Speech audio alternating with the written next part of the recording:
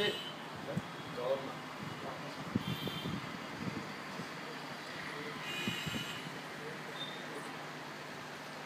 AP రాజధాని అమరావతి కేంద్రంగా తొలి శాసనసభ బడ్జెట్ సమావేశాలు ఈ నెల 6వ తేదీ నుంచి ప్రారంభం కానున్నాయి. ఈ సమావేశాలను గవర్నర్ నరసింహన్ కూడా ప్రారంభిస్తారు. అయితే ప్రధానంగా ఎజెండాగా కొనసాగే ఈ బడ్జెట్ సమావేశాల్లో వైసీపీ, టీడీపీ ప్రధానంగా ప్రజా సమస్యలపైన చర్చించనున్నారు.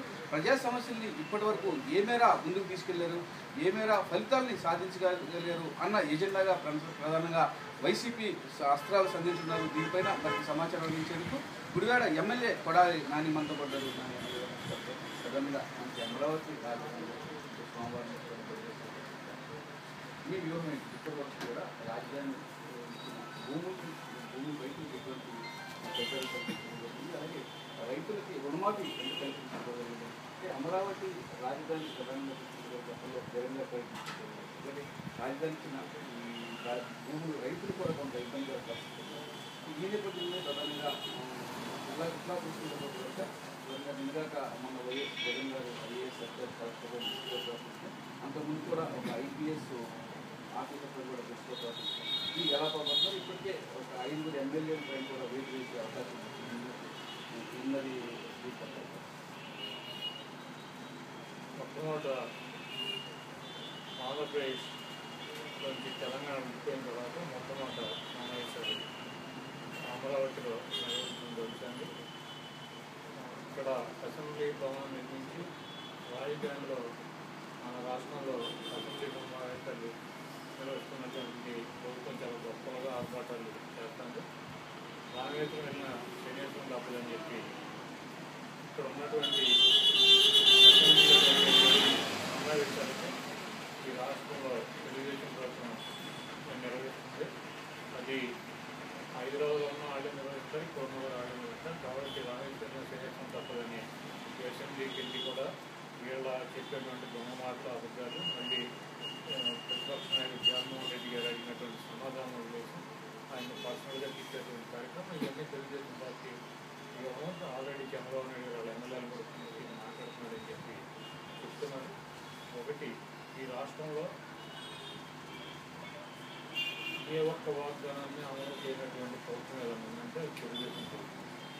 గత అసెంబ్లీ సమావేశాలు జరిగినప్పుడు ఈ రాష్ట్రానికి దేశ ప్రధాని నరేంద్ర మోడీ గారు, ముఖ్యమంత్రి చంద్రబాబు నాయుడు ఇద్దరూ కలిసి, కేంద్ర మంత్రి వెంకయ్య నాయుడు ఇద్దరూ కలిసి ఈ రాష్ట్రానికి 5 సంవత్సరాల లోపల, 10 సంవత్సరాల లోపల, 15 సంవత్సరాల లోపల ప్రత్యేక హోదా తీసుకొస్తామని చెప్పి నిండు సభలో తిరుపతి వెంకటేశ్వర స్వామి కాళ్ళ దగ్గర మాటిచ్చినటువంటి పరిస్థితి.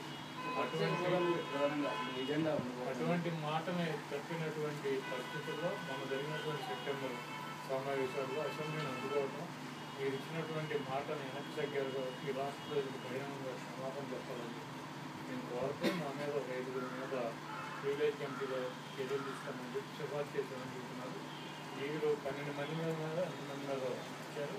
అయితే మొత్తం 100 మంది తీసుకున్నాం, 47 మంది 46 మంది ఉన్నాం. మా పార్టీలో 100 మంది మీద తీసుకున్నా కూడా మాకేమీ ఇబ్బంది లేదు. కానీ ఏ రకమైనటువంటి భయాందోళనకి గురి కాకుండా ఈ రాష్ట్రంలో తెలుగుదేశం ప్రభుత్వం ఇచ్చినటువంటి వాగ్దానాలను ఈ రాష్ట్ర ప్రజలు పడుతున్నటువంటి ఇబ్బందులను అసెంబ్లీ సాక్షిగా కనబడతాం.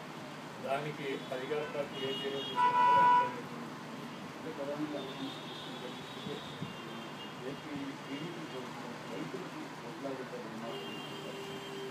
దాని కూడా రుణమాఫీ జరగడం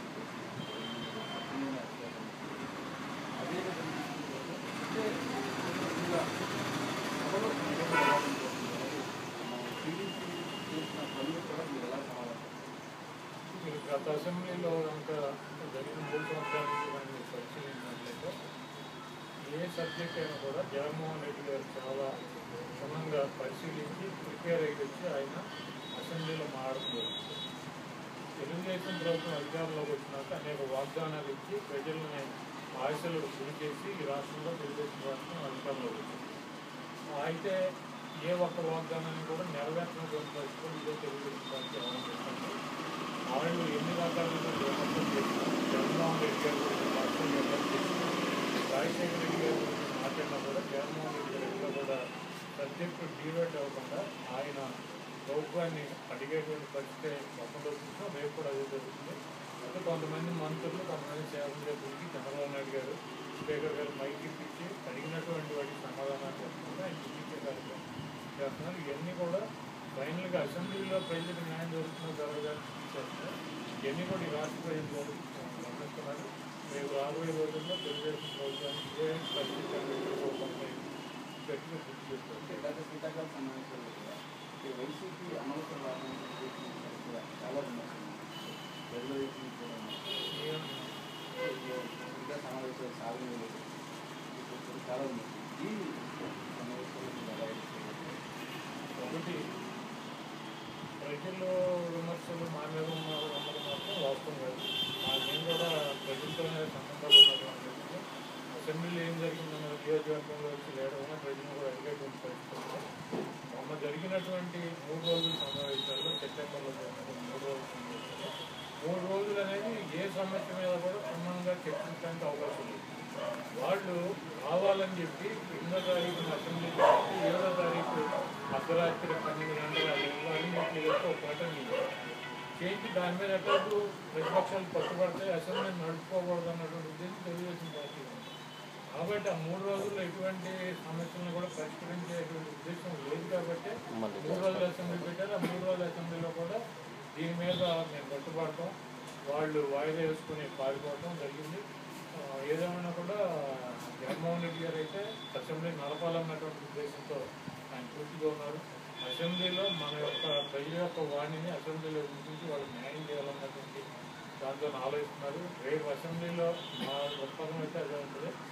తెలుగుదేశం పార్టీ దానికి అనుకూలంగా ఉంటుందా, లేకపోతే మా మీద దండలేసి ఏదో రకంగా గొడవకు దిగి అసెంబ్లీని వాయిదా చేసుకోవాలన్నది తెలుగుదేశం చేస్తారు. విలేజ్ కమిటీ సిఫార్సులు ఎలా రోజా గారిని సంవత్సరం సస్పెండ్ చేశారు. మన సెప్టెంబర్కి ఆవిడ సస్పెండ్ చేసిన టైం కూడా అయిపోయింది. సెప్టెంబర్ 17వ తారీఖు 18వ తారీఖు 2015లో సస్పెండ్ చేయడం జరిగింది. 1 year ఆ 1 year టైం కూడా అయిపోయింది. కోర్టులు కూడా ఆవిడని లోపలికి రాయమని చెప్పి ఆవిడ ఎక్స్ప్లెనేషన్ తీసుకుని ఆవిడ అసెంబ్లీ స్పీకర్కి కార్యదర్శిగా రాసుకోవడం జరిగింది. ఆవిడ మీద రీవోక్ చేయాలా లేకపోతే కంటిన్యూ చేయాలన్నది స్పీకర్ చేస్తున్నారు. అదేవిధంగా 12 మందికి ప్రివిలేజ్ కమిటీ నోటీస్ ఇచ్చారు. మేము వెళ్ళి సమాధానాలు చేసాం. దాని మీద ఏం యాక్షన్ తీసుకోవాలన్నది కూడా ప్రభుత్వం అడుగుతుంది. మేమైతే ప్రజల కోసం ఏం యాక్షన్ తీసుకున్నారో సిద్ధంగా ఈ చంద్రబాబు నాయుడు స్టూడెంట్స్ గారు గతంలో 1 సంవత్సరం నేను డిస్క్వాలిఫైయాను. కాబట్టి మనం జగన్మోహన్ రెడ్డి గారి కార్యక్రమం అయినటువంటి వ్యక్తిలో మేము డిస్క్వాలిఫైకి ఈ సస్పెన్షన్కి దానికి ప్రజల కోసం అనుకోకుండా ప్రతిపక్ష నాయకులు దృష్టిలో వ్యవహరిస్తున్నారు. ప్రధానంగా మీడియాలో కూడా చాలా విమర్శలు పరిస్థితి అంటే ఆయన పరిగణించే అట్లాగే ఉత్తర గోదా పైన విశాఖపట్నంలో హైకోర్టులో కమిషనర్తో నేను సీఎం నేను కాబోయే సీఎం నేను మాట్లాడుతున్నాను. కొంత ఆయన వైఖరి పైన కొట్టవచ్చే పరిస్థితి. జగన్మోహన్ రెడ్డి గారు 2011లో రాజకీయ పార్టీ స్థాపించారు. అనేక బై ఎలక్షన్లో పోటీ చేసి శాసనసభ్యులను గెలిపించారు. 2014 ఎన్నికల్లో పోటీ చేశాడు. నేను ముఖ్యమంత్రిని అయితే నేనేమేం చేస్తాను, నన్ను ఎందుకు ముఖ్యమంత్రిని చేయాలని చెప్పి రాష్ట్ర ప్రజలు అడిగారు. 67 మంది శాసనసభ్యులతో ప్రతిపక్ష నాయకుడికి రాష్ట్ర ప్రజలు తీర్చిదిద్దారు. 2019లో ఆ పార్టీ ఎన్నికల్లో పోటీ చేస్తుంటే జగన్మోహన్ రెడ్డి గారు మా పార్టీ ముఖ్యమంత్రి అభ్యర్థిగా ఉంటాడు, తప్పకుండా 2019 ఎన్నికల్లో జగన్మోహన్ రెడ్డి గారు ముఖ్యమంత్రి అవుతాడు. ఆయన ముఖ్యమంత్రి నేను కాబోయే ముఖ్యమంత్రి అని చెప్పడం తప్పే ఉంది. జగన్మోహన్ రెడ్డి గారు పార్టీ పెట్టింది రాష్ట్రాలకు సేవ చేయడానికి. జగన్మోహన్ రెడ్డి గారు పార్టీ పెట్టి అధికారం కోసం మేము ఫైట్ చేస్తా, కాబోయే ముఖ్యమంత్రి నేనని చెప్పి ఎవరని చెబుతాడు. కొంతమందికి కొన్ని మీడియా సంస్థలు ఉన్నాయి, వాళ్ళు జగన్మోహన్ రెడ్డి గారు శ్రీరామ అన్న కూడా నీ అమ్మ అని చెప్పి కలెక్టర్నే ఆయన కలెక్టర్తో కాదు అక్కడ గొడవ, అక్కడ ఉన్నటువంటి డాక్టర్ని నువ్వు పోస్ట్ మార్టం చేసావా చేయలేదా అని చెప్పి అడిగాడు. అడిగితే డాక్టర్ పోస్ట్ మార్టం చేయలేదని చెప్పాడు. ఆ కాగితం ఇవ్వమంటే ఇచ్చాడు. నీ దగ్గర ఒక 3 కాపీలు ఉన్నాయి కదా, నా దగ్గర ఉంచుకుంటాను. పోస్ట్ మార్టం చేయకుండా డ్రైవర్ని ఎందుకు పంపిస్తున్నారని, బాడీ ఎందుకు పంపిస్తున్నారని చెప్పి అడిగాడు. కలెక్టర్ ఎక్కడో దూరంగా ఉన్నటువంటి కలెక్టర్ ఆ కాగితం జగన్మోహన్ రెడ్డి గారికి తీసుకెళ్తే కనుక వాళ్ళకి ప్రభుత్వానికి ఇబ్బందులు అని చెప్పి కలెక్టర్ వచ్చి జగన్మోహన్ రెడ్డి గారితో దృష్టిగా ప్రవర్తించి మీరు ఆ కాగితం ఇవ్వకపోతే బాగోదు, మీరు ఆ కాగితం ఇస్తారు ఎవరు అని చెప్తే నువ్వు ఇటువంటి కార్యక్రమాలు చేస్తే నువ్వు జైలుకి వెళ్తావు, సెంట్రల్ జైలుకి పంపించాల్సి వస్తుంది ఎంక్వైరీ చేసి. నువ్వైతే కలెక్టర్ అయితే నువ్వు కేసు సెక్షన్ తప్పించుకోవచ్చు అనుకున్నాము. మీరు ఒళ్ళు దగ్గర పెట్టుకుని అధికారులు పనిచేయమని చెప్పారు. దాంట్లో తప్పే ఉంది. వెళ్తావు కలెక్టర్ ఏదైనా చేయొచ్చా? దురుసు ఉంది అంటే ఉన్న వాస్తవం చెబుతుంది దురుసు అంటారా? చంద్రబాబు నాయుడు అనేక సార్లు చెబుతున్నాడు ఉప్పు పాలంతో తొక్కేస్తా, ఎంత పెద్దలైనా సరే వదిలిపెట్టను, జైలు పంపిస్తానని చంద్రబాబు నాయుడు కూడా చెబుతున్నాడు. కానీ చంద్రబాబు నాయుడికి 70 ఏళ్ళు వచ్చినాయి, కాళ్ళు లేపాడని చెప్పి ఆయన ఒక్కడికి అధికారం ఉంది రాష్ట్రంలో. ఈ రాష్ట్ర ప్రతిపక్ష నాయకుడిగా ప్రజలకు అన్యాయం జరిగితే ఆయన గట్టిగా నిలదీసేటువంటి కలెక్టర్ కావచ్చు, ఇంకోడవచ్చు ఎవరైనా సరే నిలదీస్తాడు. దాంట్లో ఎటువంటి భేదాభిప్రాయాలు లేవు. జగన్మోహన్ రెడ్డి గారిని ఇదే రకంగా ఇక్కడ ఉన్నటువంటి తెలుగుదేశం పార్టీకి చంద్రబాబు నాయుడికి తొత్తులుగా ఉన్నటువంటి అధికారులని ఇంకా గట్టిగా ప్రశ్నించాలని చెప్పి మా పోటాలని కోరుకుంటాం.